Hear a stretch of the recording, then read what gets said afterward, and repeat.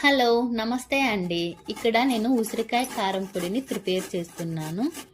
ఇక్కడ నేను ఒక 1/4 కేజీ ఉసిరికాయలు తీసేసుకొని నీట్గా వాష్ చేసుకొని చిన్నగా తురిమి పెట్టుకొని తర్వాత ఒక ప్యాన్ పెట్టుకొని ఇందులోకి ఒక స్పూన్ అయితే ఆయిల్ వేసేసుకొని ఈ తురిమి పెట్టుకున్న ఉసిరికాయలను అయితే డ్రై అయ్యేంత వరకు అయితే బాగా ఫ్రై చేసుకోవాలి. ఇలా ఫ్రై చేసి పెట్టుకున్న ఈ తురుముని ఒక ప్లేట్లో పెట్టేసేసుకొని తర్వాత అదే ప్యాన్లోకి ఒక స్పూన్ ఆయిల్ వేసేసుకొని ఒక స్పూన్ మినపప్పు, ఒక స్పూన్ శనగపప్పు, ఒక స్పూన్ ధనియాలు వేసేసుకొని బాగా ఫ్రై చేసుకోవాలి. తర్వాత కారానికి సరిపడా కొన్ని ఎండుమిరపకాయలు కూడా వేసేసుకొని ఫ్రై చేయాలి. తర్వాత కొన్ని వెల్లుల్లి రబ్బులను కూడా వేసేసుకొని ఫ్రై చేసుకోవాలి.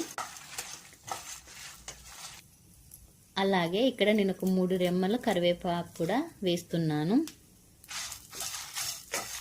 ఇలా ఇవన్నీ బాగా చక్కగా ఫ్రై చేసేసుకొని ఒక ప్లేట్లోకి అయితే తీసుకోవాలి.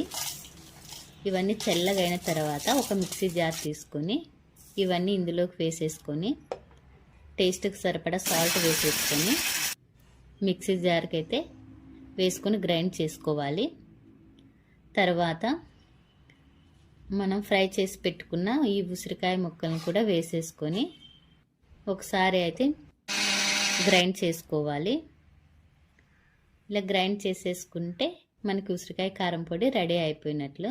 దీనికైతే పోపు పెట్టుకోవాల్సిన అవసరం అయితే లేదు అండి. ఇది వేడి వేడి అన్నంలోకి నెయ్యి వేసుకొని తింటే చాలా బాగుంటుంది. చాలా హెల్తీ కూడా. తప్పకుండా ట్రై చేయండి. Thank you.